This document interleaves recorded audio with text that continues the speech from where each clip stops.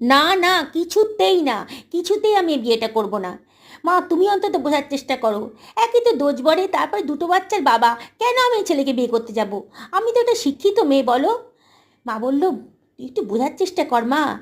ছেলেটার অবস্থা ভালো, বড় চাকরি করে, তারপর তো তোকে আমেরিকা নিয়ে চলে যাবে। রাজি হয়ে যা। না রে, কেউ শুনলো না আমার কথা।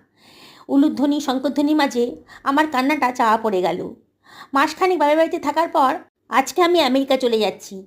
ডায়েরির পাতা এই পর্যন্ত পড়ার পর আমি মাকে বললাম, মা, তোমার বন্ধু ঝর্ণা মাসির আর কোনো খবর পাওনি? না রে, যাওয়ার সময় ডায়েরিটা আমাকে দিয়ে গেছিল, তারপর কোনো খবরই পাইনি। তখন তো আর মোবাইল ফোন ছিল না, চিঠিই ভরসা। ওর বাবার বাড়িতে গিয়ে মাঝে মাঝে খোঁজ নিতাম কোনো খবর পেয়েছে কি না।